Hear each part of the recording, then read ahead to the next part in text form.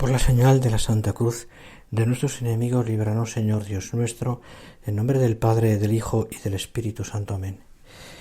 Señor mío y Dios mío, creo firmemente que estás aquí, que me ves, que me oyes. Te adoro con profunda reverencia. Te pido perdón de mis pecados y gracia para hacer con fruto este rato de oración. Madre mía Inmaculada, San José, mi Padre y Señor, Ángel de mi guarda, interceded por mí.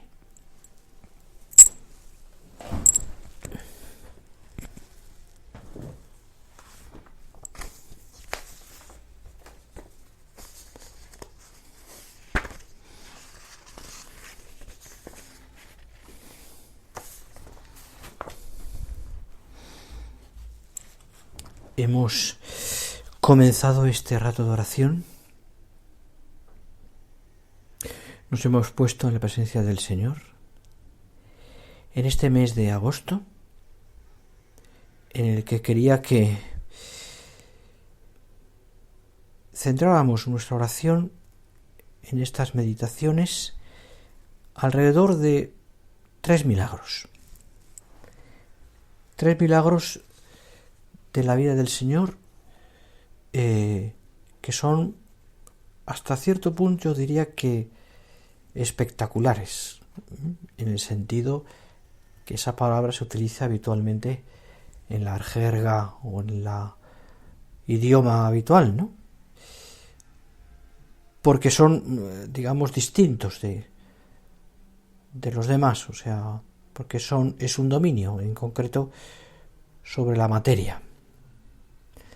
El primero, todos los introduzco y después ya entramos en el primero. El primero es Jesús que camina sobre las aguas. Y aquel encuentro con Pedro que intenta imitarle. El segundo es aquella gran multiplicación de los panes y de los peces, que lo narra San Juan, el capítulo 6, y que da pie después a un largo discurso del Señor sobre la Eucaristía. Y el tercero, por no quedarse corto en esa espectacularidad, por así decirlo, son las resurrecciones que hace el Señor. El hijo de la viuda de Naín, Lázaro, y evidentemente su propia resurrección. Centramos ahí esto y creo que nos viene muy bien, ¿no? En este momento en el que yo te diría que tenemos que fomentar muchísimo la fe y quizás todas estas meditaciones que ahora voy grabando están centradas especialmente en esa virtud. Jesús camina sobre las aguas. Mateo 25, en adelante, capítulo 25. ¿Te acuerdas que Jesús ha estado predicando? Se habían saciado de los panes y de los peces, incluso habrían sobrado gran cantidad.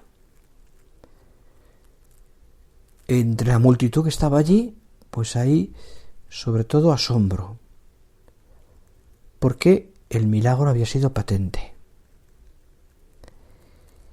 Los apóstoles son protagonistas porque ellos han visto cómo era esa multiplicación, qué sucedía con los panes y de los peces, para que nunca faltaran. Llevaban tiempo ya con el Señor. No era el primer milagro que contemplaban. Pero en este, ellos habían sido protagonistas, porque había sido con sus propias manos. No fueron simplemente testigos de aquello, sino que ellos mismos habían realizado, a través de la palabra del Señor, el milagro. Estaban felices. Han tenido una experiencia tremenda de lo que ha pasado, ¿no? Y quizás en ese momento ellos no se acordaban de las dificultades. Que pronto olvidamos nosotros también los momentos en los que hemos palpado más la presencia de Dios a nuestro lado y cómo nos volvemos a sorprender y alegrar cuando le percibimos de nuevo cerca de nosotros. ¿Cuántas veces, sin embargo, perdemos de vista y dejamos que nos atenace el miedo de que otro asunto no tenga, quizás importante, no tenga buen fin? Es como si tuviéramos el miedo de que Dios se olvidara de nosotros. Sí, vi un milagro, vi algo que Dios me concedió, pero fue hace mucho tiempo, pero habitualmente no pasa eso.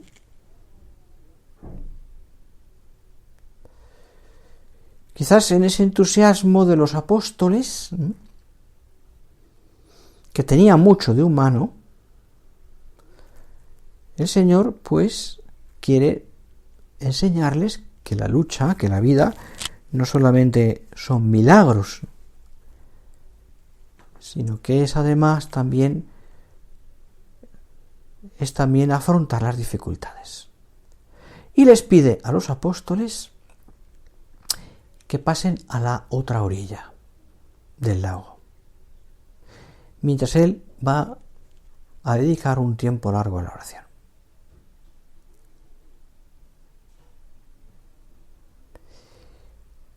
Y ellos se van con la barca, que se aleja de tierra en muchos estadios, y empieza una tormenta típica del mar de Galilea. El viento era contrario, las olas se iban encrespando, aquellos buenos apóstoles que eran buenos marineros van controlando como pueden la barca, no era ya posible, porque era de noche, volver para atrás, y da la impresión en un momento dado que están a la deriva, es decir, son incapaces de tomar el mando del barco. Solo intentan mantenerse a flote. Qué miedo, ¿verdad? Yo no sé si tú has navegado mucho o no has navegado, pero cuando has entrado en una tormenta o en un pequeño barco, has pasado un momento en que las olas crecían, uno pasa miedo, porque uno se nota que no tiene ningún dominio. Hacía un momento, unas horas, estaban felices viendo el gran milagro de la multiplicación de los panes y ahora están con miedo, porque están metidos en esa gran dificultad que es la tormenta. Quizás pensaron, ay, si el Señor estuviera con nosotros. Pero se ha quedado en tierra. Sí, se ha quedado en tierra. Y realmente es que el Señor se ha quedado sin tierra, pero no les ha dejado solos. No les había olvidado. Quizás incluso porque desde el monte el Señor contemplaba esta situación. La dificultad, el esfuerzo, la fatiga, y sencillamente porque en Dios el conocimiento es perfecto, ¿no?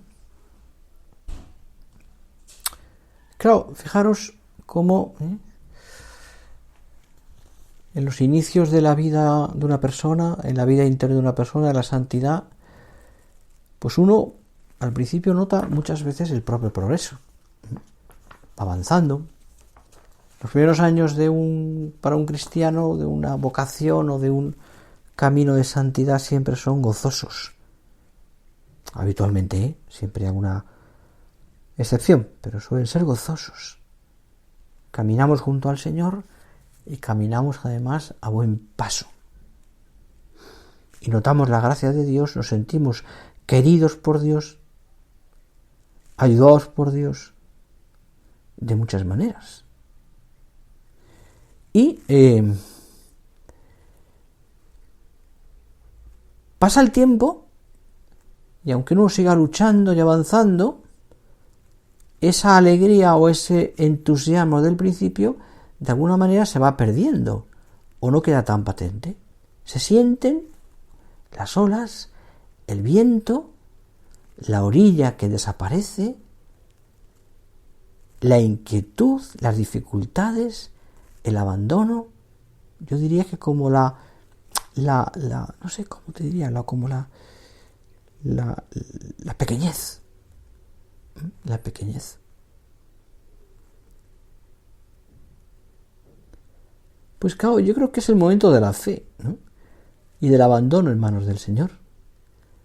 Porque es el momento de fomentar la conciencia del que el Señor no se ha desentendido de ti. Es el momento de recordar que las dificultades, el viento, las olas, los problemas familiares, sociales, económicos, profesionales, de salud, forman parte inevitablemente de la vida. Son parte de nuestra santidad, de esa existencia que hemos de santificar y a la que nos enfrentamos sabiéndonos muy acompañados de Jesucristo. Por eso, la experiencia de la cercanía de Dios y del poder de su gracia no nos ahorra la tarea de afrontar las dificultades. No podemos pretender, sería absurdo, ¿verdad?, que lo sensible de esa experiencia sea permanente. Como una especie de valle del Edén donde siempre estemos como sin ningún dolor. No podemos pretender que puesto que estamos cerca de Dios los problemas no nos pesen, porque van a pesar siempre. Ni mucho menos de pensar que los problemas son como una demostración de que Dios ya nos ha dejado, nos ha apartado de nosotros. Al contrario. Las dificultades son precisamente la ocasión de mostrar hasta qué punto amamos a Dios y hasta qué punto somos buenos. Son la oportunidad de que se manifieste nuestra fe en su cercanía y de que la hagamos presente ante los demás con nuestra alegría, con nuestro trabajo, con la aceptación serena de esos inconvenientes que quizás no hemos sabido o no hemos podido superar. Y repito, la aceptación serena de esos inconvenientes que seguramente no hemos sabido superar. ¿Cuántas veces, Señor, me he encontrado así? Donde tú me has dejado, no me has dejado, yo he podido pensar que tú me has dejado de la mano. Me he sentido, Señor, como pequeño. Y al mismo tiempo, cuánto bien me ha hecho sentirme pequeño. No puedo. Sin ti no puedo, Señor. Sin ti no puedo. He necesitado de ti, Señor. Pedro llevan ya peleando y los demás un montón de horas, con el viento y con las aguas. Están angustiados. Y entonces cuando el Señor acude en su ayuda, ¿no? La verdad es que el Señor lo podía haber hecho de muchas maneras, ¿no? Pues podía presentarse en la barca, por ejemplo, sin que se dieran cuenta, como cuando le pasa cuando su cuerpo glorioso. Podía, no sé, el Señor calmar desde la tierra la tormenta. Y sin embargo lo hace de una manera distinta, que claro, a ellos les deja todavía mucho más impactados. El Señor se adentra en el mar embravecido y anduvo y fue caminando sobre el mar hasta la barca. Claro, imaginaros la escena. Decía San José María, me conmueve contemplar a Jesús que ejercita su poder divino y hace un milagro maravilloso para ir al encuentro de los suyos que se fatigan remando contra el viento para llevar la barca a donde el Señor les ha dicho. Él no nos deja, añadía, y siempre que ha sido necesario se ha hecho presente con su omnipotencia amorosa para llenar de paz y de seguridad el corazón de los suyos. Claro, esa escena no olvidéis, es de noche. Es de noche. Ven a alguien que se acerca, es difícil reconocerle. El hecho es sobrecogedor. Además estaban asustados, tenían miedo porque podían naufragar. Y el miedo roba a quien lo sufre la serenidad y la claridad, de juicio sobre los acontecimientos que a uno le afectan. Es por eso que ellos, cuando ven a Jesús venir sobre las aguas sin reconocerlo, su reacción es gritar.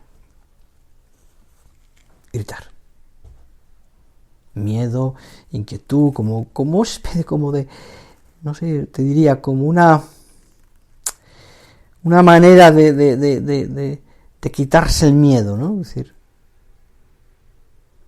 y entonces Jesús les tranquiliza. Y con una voz que se oía en medio de la tormenta les dice: tened confianza, soy yo, no tengáis miedo. No calma en ese momento el viento, ¿no? No. Lo que les dice son unas palabras para que su corazón se tranquilice, no naufrague el corazón. Sé que estáis pasando unas dificultades serias, no temáis, seguid peleando, confiad porque yo no os he abandonado, estoy cerca. Es bonito porque si el Señor no calma el viento inmediatamente, sino que les dice: soy yo, no tengáis miedo. ¿Cuántas veces tú has oído en tu corazón esas palabras?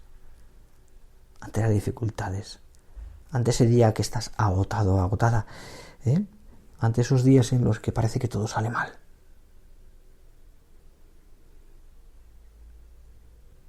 No temas, soy yo. Te lo dice a ti, me lo dice a mí el Señor. No temas, soy yo.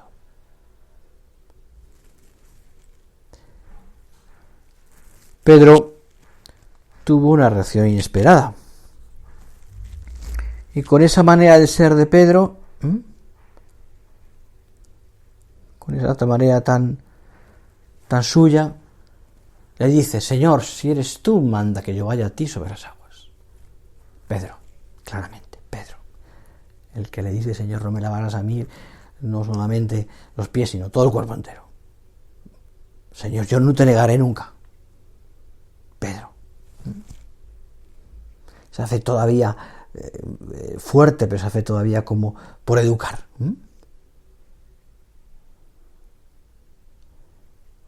Es el que le confiesa con más audacia.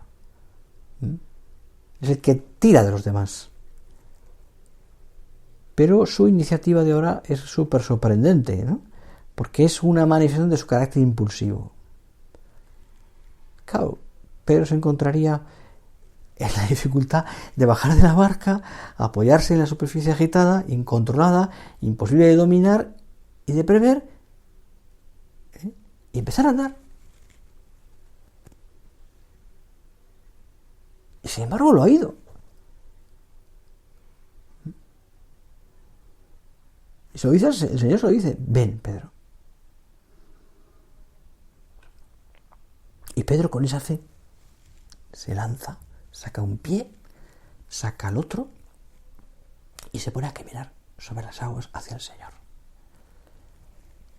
Quería caminar hacia Cristo, como Él le ha dicho, con sus fuerzas.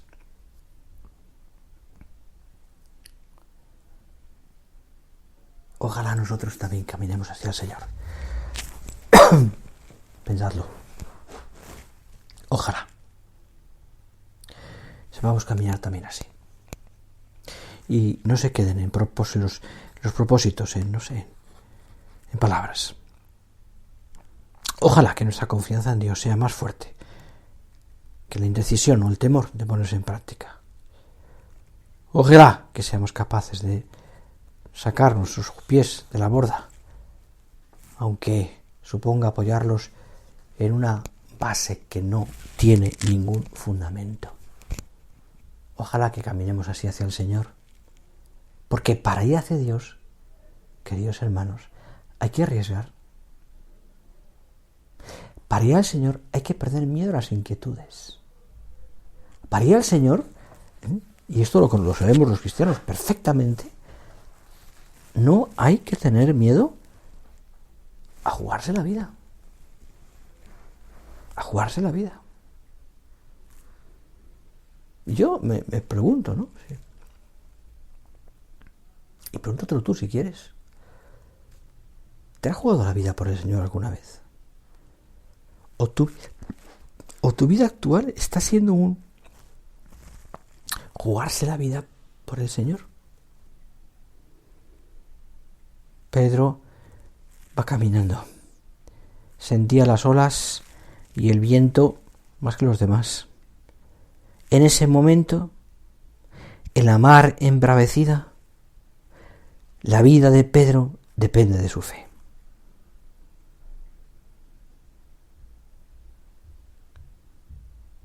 ¿No es esta la arriesgada situación del cristiano?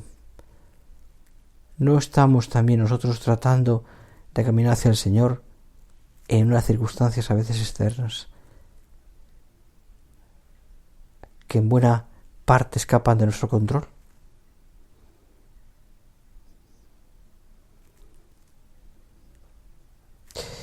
Creo que ese es el momento en el que Pedro empieza a extrañar que lo que tiene debajo no es piedra ni es tierra, sino que es agua. Y a veces nos pasa a nosotros, que nos falta la tierra debajo de los pies. Entendedme, que no tenemos dónde apoyarnos. Es el momento, claramente, en que nosotros somos conscientes de que vivimos de fe, de la fe. No de una fe que calma las olas, sino más bien de una fe que en esa inquietud nos da una luz y da sentido también a las olas. Una luz.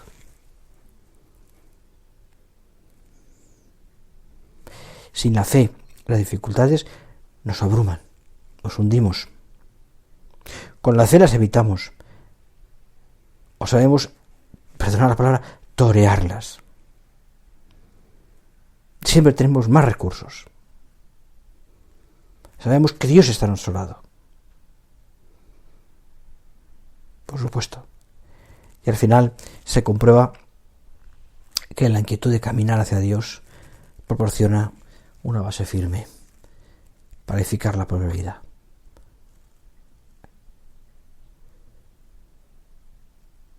Pedro había dado de allá unos cuantos pasos. Al ver que el viento era muy fuerte, se atemoriza, lo lógico, y empieza a hundirse. Quizás estaba ya muy cerca del Señor, o el Señor se acerca más, no lo sé. Empieza a hundirse. Y grita. Y le pide ayuda al Señor. Jesús, dice el Evangelio, alargó la mano, lo sujetó y le dijo: hombre de poca fe, ¿por qué has dudado? Fijaros qué cosa tan bonita, ¿no? Hombre de poca fe.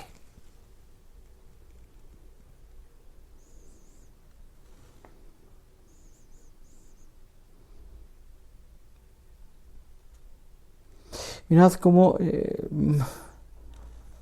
la lucha por vivir de fe no tiene como meta sentirse seguro ante las dificultades, ¿no? No es un intento de que no nos afecten las cosas, porque evidentemente nos afectan. No es, es decir, lucha por la fe no es que no me importe lo importante, que no me duela lo doloroso o que no sepa aprovechar las circunstancias para acercarme más al Señor. No. Es lógico que Pedro sintiera inquietud, y mucha además, es lógico. Y es lógico que desde sus primeros pasos por encima del agua estuviera ya con miedo, con inseguridad. Por supuesto. Por supuesto. De repente es como si Pedro se fuera consciente de su inseguridad, ¿no? Y entonces, no se fía de Jesús. Está andando hacia Jesús confiado y de pronto, ¿pero qué estoy haciendo, no? Y entonces, como que es consciente de su inseguridad y no se fía de Jesús. Por eso la inseguridad natural degeneró sobre todo en miedo. inseguridades, miedos, temores. Hemos sentido miedo, ¿verdad? El miedo atenaza. El miedo hace reales los problemas que a veces dan solamente en la imaginación. Si llegaré, si no llegaré, si cuentan conmigo, si no cuentan conmigo, si no sé, si tendré esta enfermedad o no la tendré, porque no me encuentro bien, el médico me ha dicho que me va a hacer más pruebas. El médico me ha dicho que va a hacer más análisis. Ya han hecho para todos, pero van a hacer más. Miedo. Algunas cosas, fijaros, nos suceden porque tenemos miedo de que nos sucedan. Miedo a tener una tentación, miedo a ponernos nerviosos, miedo a quedar mal, miedo a no conseguir explicar algo con la suficiente firmeza. Yo creo que tenemos que procurar aceptar esa inseguridad. No pasa nada. Cuando te sientas un hombre o una mujer inseguro, inseguro, o sea, por supuesto, no pasa nada.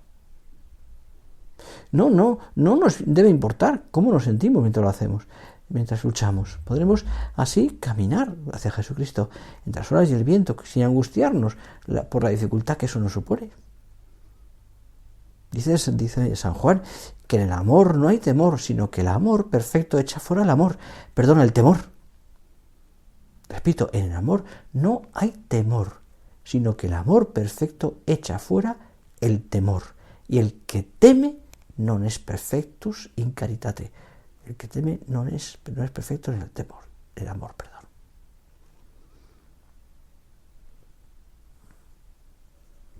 Por tanto, el amor excluye el temor, pero no forzosamente la inseguridad, por supuesto. Vivir en el orden del amor supone, pues, la inseguridad, que no tiene por qué degenerar en miedo, porque hay que aceptarla, porque hay que integrarla dentro de esa visión más amplia, dentro de la confianza en Dios que debemos tener, por supuesto. Por eso así la fe no se ve como un peso, sino como una luz, como algo que señala el camino. Mirad, un hombre o una mujer de fe no se inquieta. Duda, se pone nervioso, siente vergüenza, teme quedar mal, se ve incapaz. Pero acepta, un hombre o una mujer de fe, acepta esos sentimientos sin atribuirles más importancia de la que tienen. Sin permitir que absorben tu mente o tu mirada, o que te paralicen. No los ve como una prueba de su falta de fe, ni deja que le desanime el hecho de sentirlos. Y sigue adelante, aunque se sienta a veces superado o fuera de sitio, aunque tiemble la voz. Yo creo que hemos aprendido entonces a caminar hacia entre esas olas. Y así, hemos aprendido a caminar entre las olas con Cristo. Y si la fuerza del viento o del mar lo impidiese verse, el hombre se sabe niño. Y acabo ya este rato de oración. Esta primera meditación sobre los milagros. Jesús anduvo en las aguas. Hay todo también una que no he querido sacarlo ahora porque no era digamos como el caso, ¿no? Pues otros momentos en que también el Papa, por ejemplo, Francisco, comenta esto. Hay uno parecido es el que comentó, ¿os acordáis? El día 27 de marzo, en aquella impresionante oración Urbe Torbi o bendición Urbe Torbi, que comentó el milagro de Jesús dormido en la barca, ¿no? No es el mismo, pero fíjate la fe, aquella que también el Papa nos pedía entonces. Bien, eso está ahí. No, un hombre o una mujer de fe no tiene miedo. Acepta que eso está dentro. Y hemos aprendido a caminar entre las olas. Has visto, dice San José María en el punto 900 de camino, has visto a las madres de la tierra con los brazos extendidos seguir sus pequeños cuando se aventuran temblorosos a dar sin ayuda de nadie los primeros pasos. no estás solo. María está junto a ti. Pues yo creo que tenemos que ser conscientes de que con ella el alma ha aprendido de verdad a fiarse de Dios. Ojalá que nos fiemos tú y yo de ese Dios que nos quiere tanto, de ese Dios que va hacia ti, sobre las aguas, para que tú también no tengas miedo a andar sobre las aguas y acercarte a Dios, siempre de la mano de la Virgen. A ella, la Virgen, se lo pedimos. Así sea. Te doy gracias, Dios mío, por los buenos propósitos, afectos e inspiraciones que me has comunicado en esta meditación. Te pido ayuda para ponerlos por obra. Madre mía Inmaculada, San José, mi Padre y Señor, Ángel de mi guarda, interceded por mí.